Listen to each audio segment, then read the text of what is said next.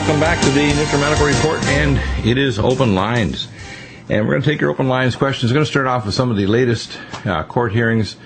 The appeals court, of course, rejected the Obama subsidies, and we've got reports all over the place from the Drudge Report.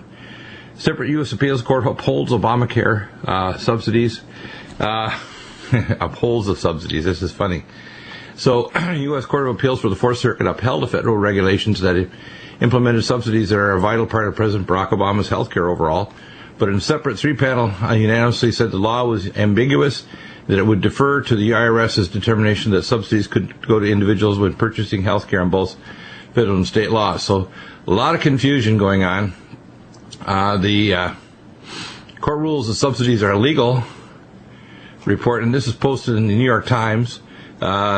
And to give you an example here, two federal appeals court panels issued conflicting rulings Tuesday on whether the government could subsidize health insurance premiums for people in 36 states that use the federal insurance exchange.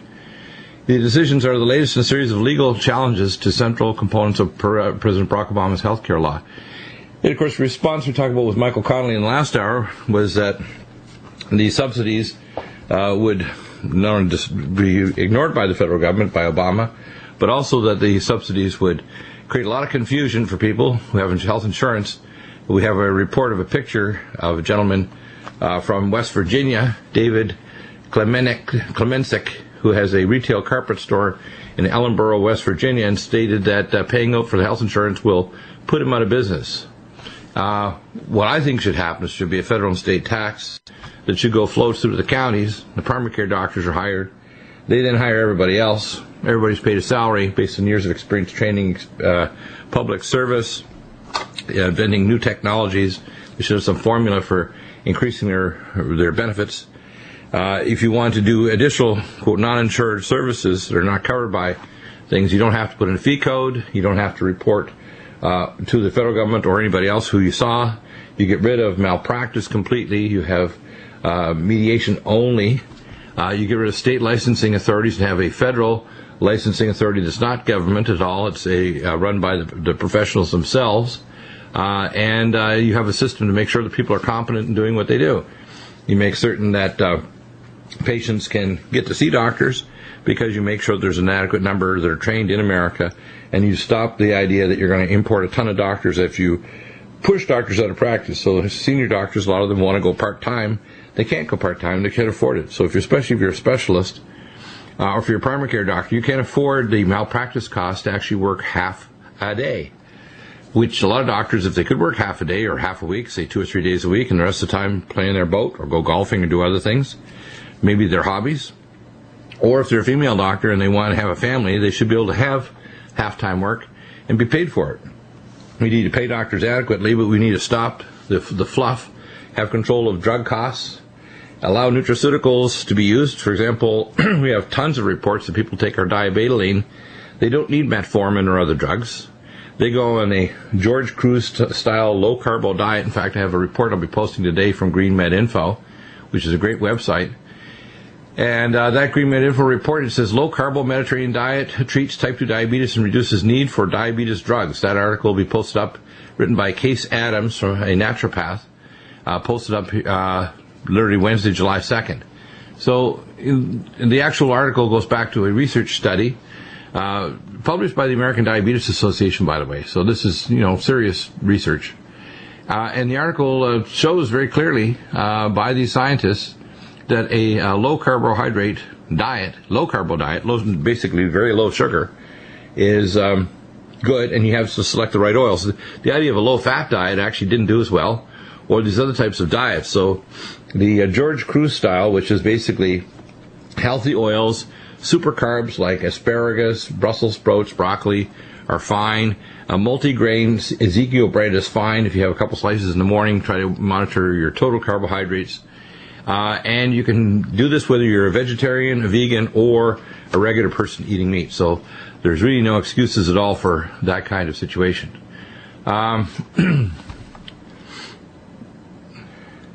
We have a question from Aaron in Washington, D.C. who has a question about speculation about the Malaysian flight. Go ahead, Aaron, ask your question. Go ahead, Aaron. You're on the air. Ask your question. Yes, can you hear me? We can, Aaron. You had a question about Malaysian flight, talking about dead bodies. Yeah, there's the latest and greatest speculation by this YouTuber, Dogdoo77 on YouTube. He gets a lot of views. He makes up stuff. That the plane was, it was basically a Sandy Hook in the air type of thing. They stuffed it with dead bodies and crashed it. I mean, what do you think of that? No, I don't think it makes sense. First, you have to say who's going to benefit. There were a number of scientists, by the way, that were working on AIDS research that died that were going to conferences. But that's not the reason. You know, we have on-the-ground observers who reported before this got the general news that saw a jet with a double tail wing, which they thought originally might have been a Russian jet, but it actually shows that it was actually an F-15 that was stationed in Azerbaijan from its flight path, and that it downed the jet by an air-to-air heat-seeking missile and then got out of there. We know that the Israelis were directly involved, and they obviously intercepted intelligence knowing where the Russian president's plane was. They're trying to actually assassinate him. Of course, the Russians aren't going to admit this because they'd have to do something directly and immediately to Israel. We have tons of evidence to that. The Israeli policy, I think, it should have been more aggressive before in terms of stopping these tunnels. I think it's real straightforward. Why not 20, 25 years ago cut off the tunnels, stop the weapons from getting in there and the missiles? Why not have Israel be annexed to the United States and become a 51st state? But a lot of the people in Israel are dual citizens. Why not make them Americans?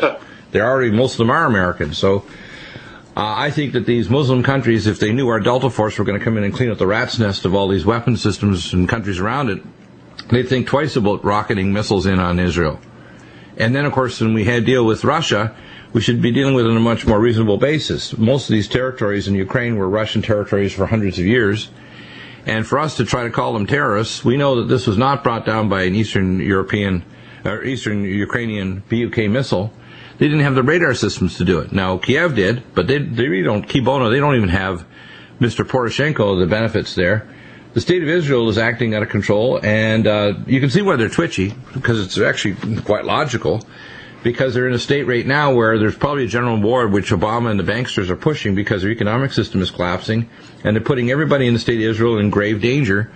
If you have 200,000 missiles, you're going to overwhelm the Iron Dome and Patriot 2 system, which I'm very familiar with because I took care of people working at U.S. Missile Command and White Sands Missile Base, Vandenberg Air Force Base, and the U.S. Strategic Missile Defense Command at U.S. Space Command in Colorado. I took care of those employees directly, so I know exactly what the science is and even saw the videos of theater air defense. So when people want to say they know what's going on, I had first level, at presidential level, classified information access to these systems back 20 years ago. And the Patriot system and the theater air defense system do not work when you overwhelm them. They do have a plasma interferometry space-based weapon system, which is why these nanoparticles are in the upper atmosphere, besides other technologies to do torsion field imaging through the ground up to 450 meters, and to use it as weather and geotectonic weapons. But the fact is that all the evidence is that Israel's doing this now because they're fearful of a general war, putting their whole population in grave danger. And I can see why they're freaking out and doing this now, even though it puts their army in danger to bring tanks into areas that are called kill boxes, that make it extremely dangerous to put Israeli military in there. And basically, many of the Israeli military are going into a death zone where they're going to die because they can't defend against tank-killing anti-tank missiles that Hamas has, which we know. So there's errors on all sides here. Israel should have cleaned out these tunnels years ago, and America should have annexed Israel so the Joint Chiefs can sleep at night. EMILE, DeTOFFLE, Aaron had a lot of questions on the break. He talked about anti-aging. You mentioned about the research of telomere length and so on. We have anti-age max. It is the most powerful stimulus. You can go to labtestingdirect.com or SpectraCell Labs. I like Lab Testing Direct because they actually contract with SpectraCell and other labs. You can get a 70% savings if you go to labtestingdirect.com and measure your telomere length. I also recommend that people measure intracellular mineral content, oxidized what's called DNA adducts like 8-hydroxy 2'-deoxyguanosine and T-bars, which we measured in our study on Down syndrome 20 years ago. With the Canadian government grant, working on a formula called MSB6, which I helped with Kent McLeod, who's actually running a pharmacognosy manufacturing facility in Ottawa, Canada, and distributing the MSB6 formula around the world. I have my own formula that I put together with our nutraceuticals for Down syndrome and for other oxidative stress disorders that are gene dosage related, or people who are working in high radiation zones, whether it's electromagnetic pollution or radiation pollution. The thing with anti-aging is you want to reduce that toxic load. So now we're going to get into a discussion first with EMILE DeTOFFLE about electropollution, but it all ties together. When you want to measure these markers, and EMILE, you sent me some really excellent papers on that. Are you there?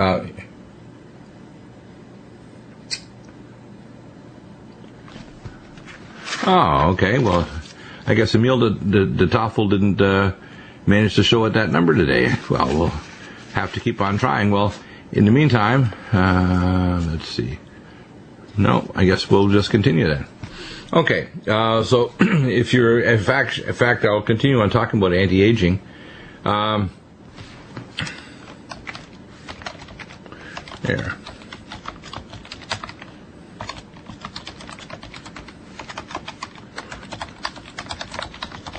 Yep, this is live radio, and that's what happens. Live radio is people sometimes space or something happens.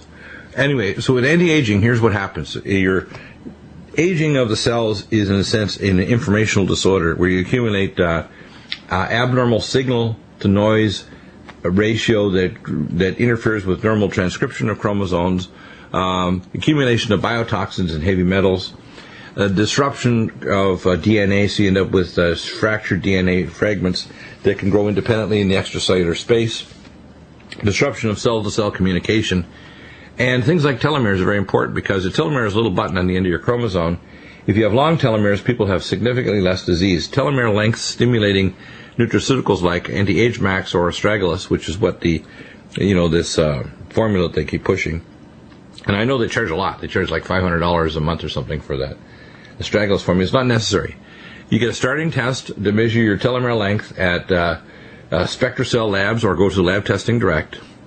You can retest it after 1 or 2 months while you're on the anti-age max and our other supplements to stop free radical damage, Nutritrella, Cell Detox, Glutathione, and Regenerex, and curcumin, which is the cell defense, and NutriDefense. If you take those nutraceuticals, if you take the anti-aging nutraceuticals, which include MycoD2 that has Regenerex in it, which is necessary for cell regeneration, for cell regeneration, the ionics form of silver called Silver 100, which basically is one of the most powerful stimulants for anti-aging. If you take our micro dose, which is actual growth hormone, 100 nanograms per spray, and I recommend 5 sprays first thing in the morning, bedtime, and before exercise, you'll dramatically increase the ability of the body to regenerate organs and tissues. You can use regenerative technologies such as SomaPulse, which reproduces the north and south pole polar magnetic field and increases stem cell activity 400%, according to Dr. Bob Dennis and Dr. William Pollack and research at NASA. You can use lumen photon therapy and proline infrared sauna, which are infrared light therapy, which is how cells communicate with other tissues. So the amazing thing is we have all kinds of technologies, including mild hyperbaric oxygen. You can augment it with a even flow Respironics 10 liter per minute oxygen to one of the concentrator compressors by just opening up the plate and putting that oxygen line into the top, which will take that oxygen and then compress it.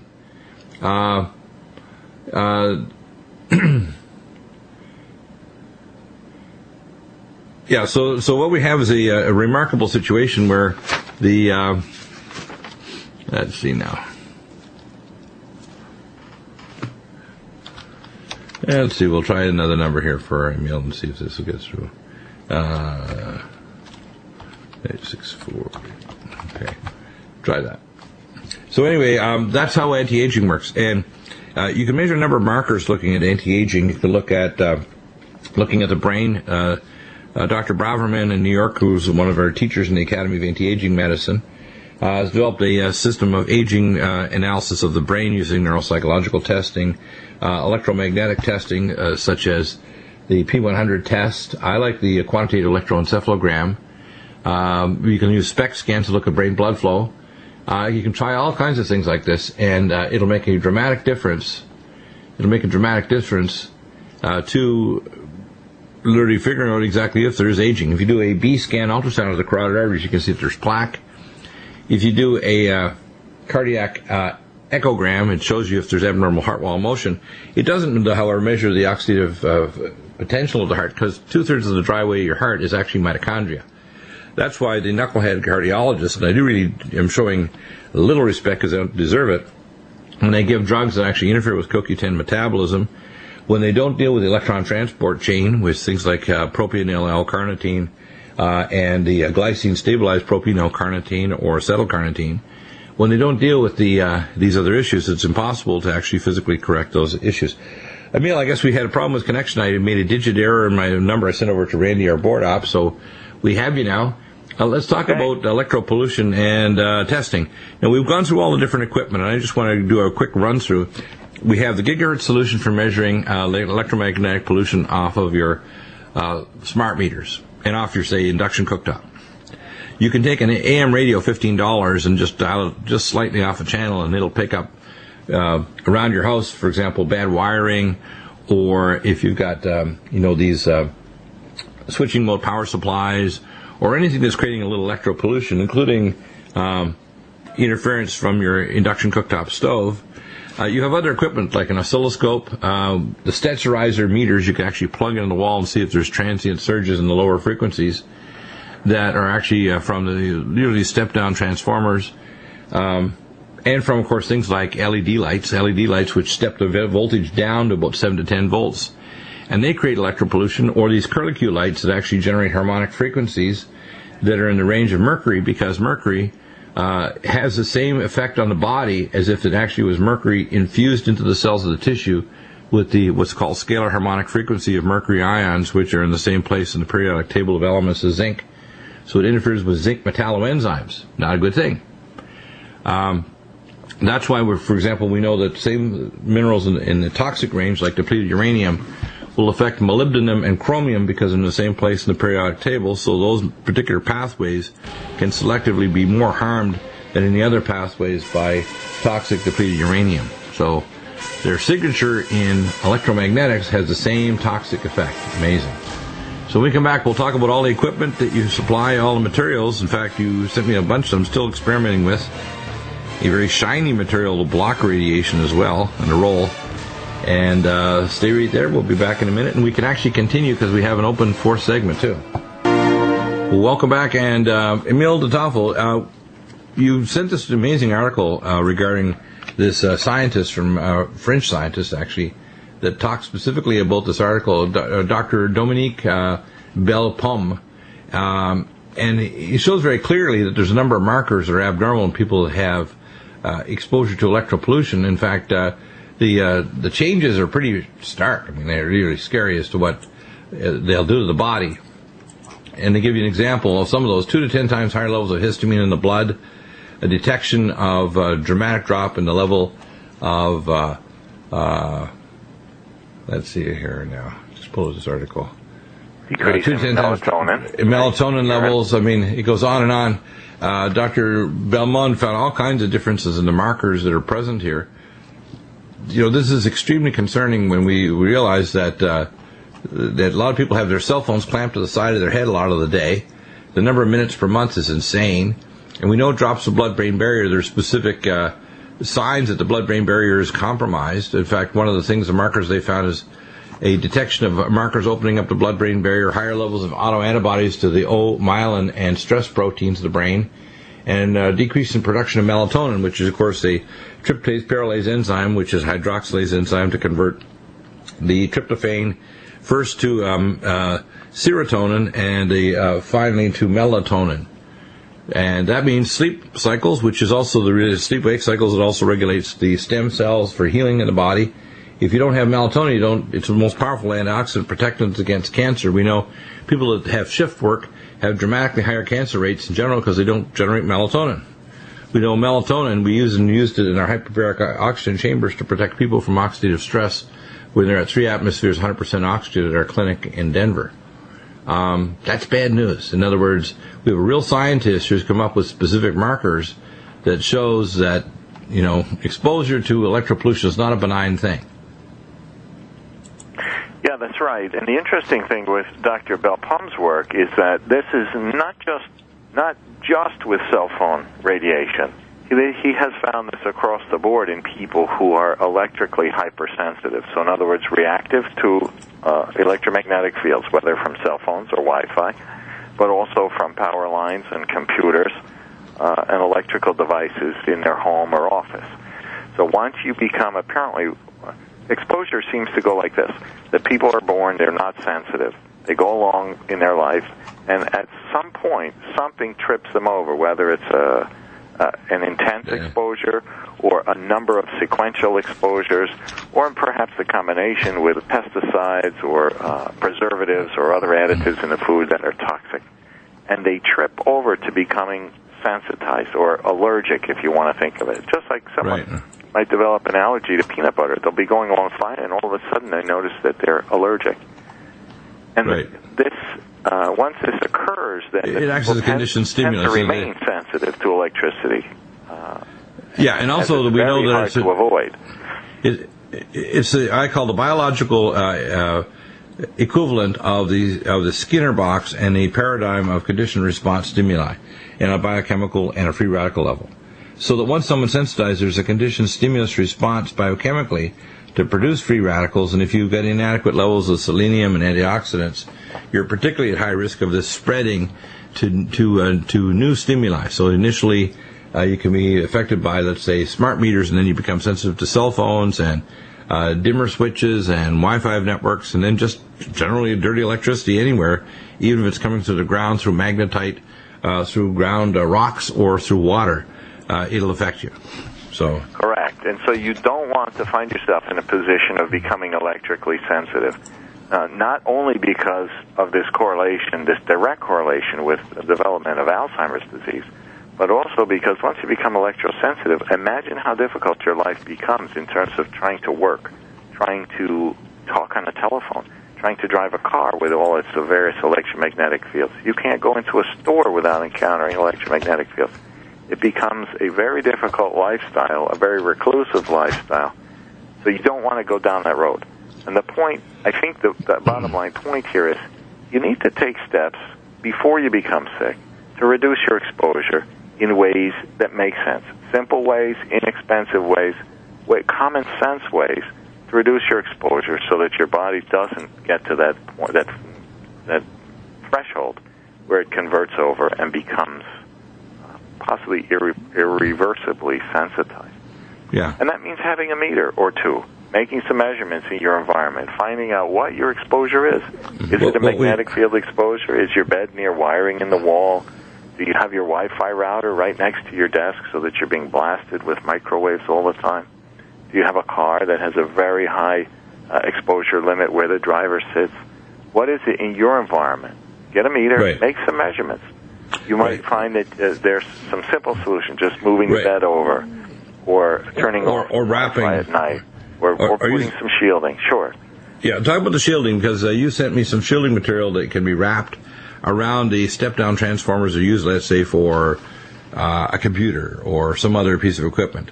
And when it's plugged into the wall, it's changing the voltages and the amperage. Those create a lot of electropollution. We know dimmer switches will do it. So in other words, if you're walking around the home and you have what I have now, which is a dual equipment which measures electrical and magnetic field frequency, because it's frequency that's the real danger.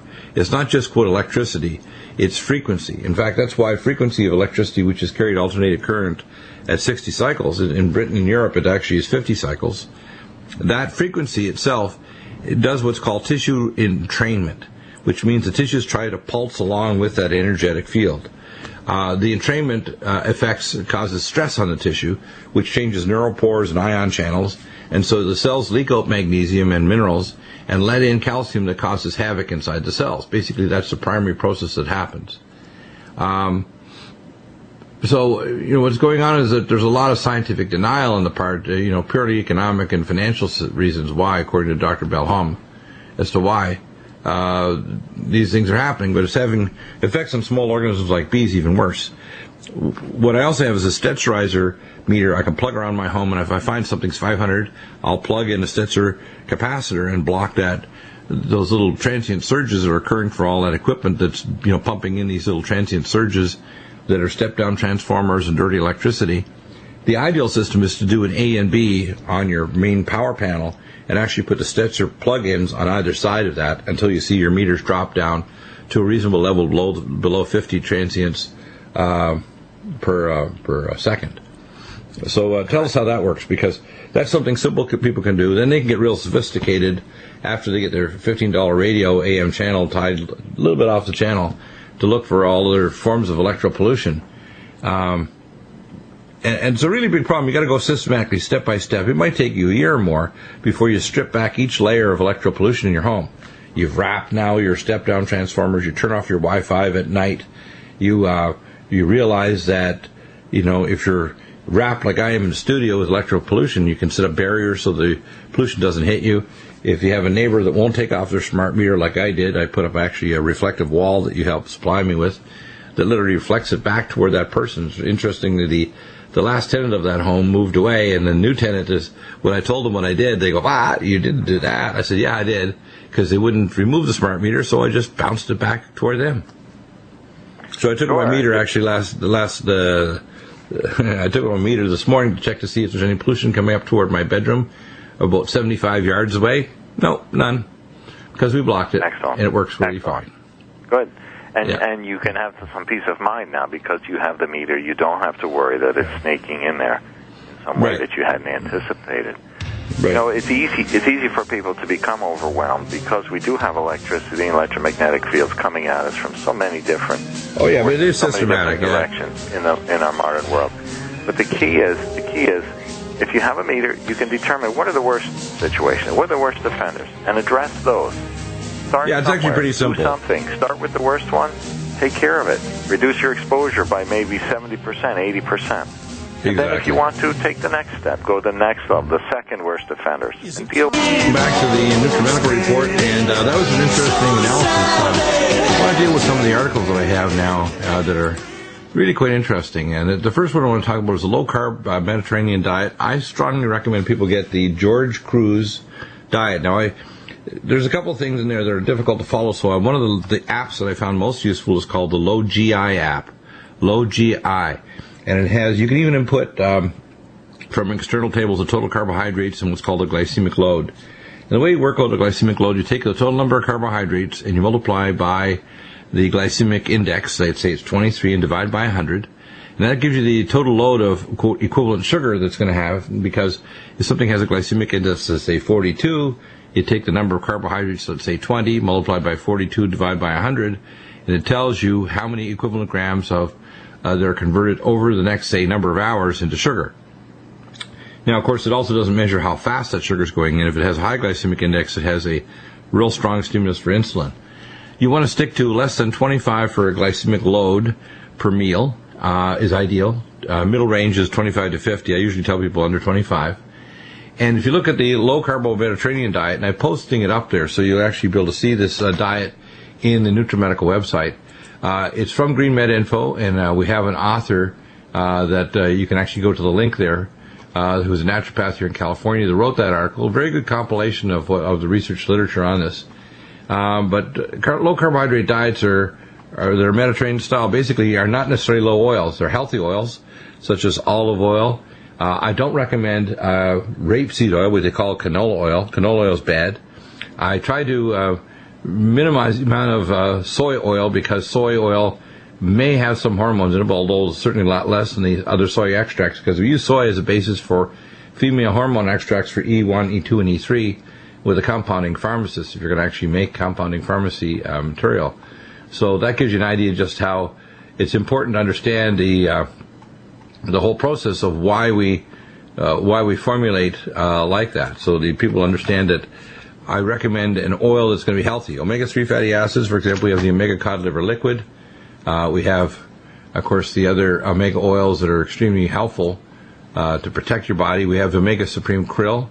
And we have the only form of krill oil that has astaxanthin. All the other companies have no astaxanthin. And that's pretty significant. No astaxanthin is a bad thing, which means that astaxanthin is one of the most powerful antioxidants to protect your brain from oxidative stress from peroxynitrate or nitroperoxy radical, and vascular disease, stopping the oxidation of fatty acids to form unstable plaque with unstable oxidized lipids to form dead monocytes we call foam cells that precipitates through a soluble ICAM 1 and 2. The formation of platelet and fibrin degradation products that form unstable plaque in the artery wall. They only need to cover 3 to 5% of the circumference of an artery wall and very little of the actual cross-sectional diameter, and they can form an unstable plaque that can rupture and form a giant clot if it ruptures. So a lot of people, especially cardiologists that do even stress treadmill tests, those tests are relatively useless because they don't see the actual location of unstable plaque. A better way to actually see is the calcium score of the plaque using a high-speed CT scan.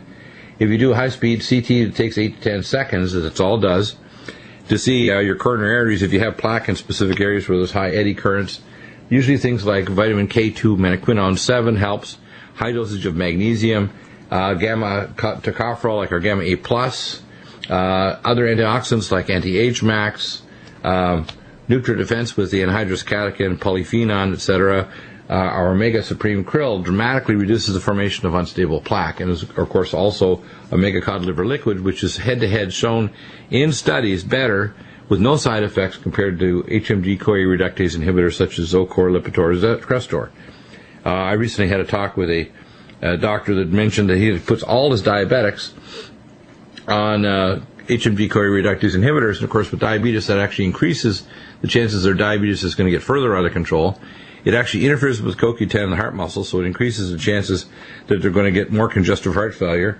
It crosses the blood-brain barrier, which is dismyelinates nerve fiber tracts, so you can actually start to lose neural connections between different parts of the brain.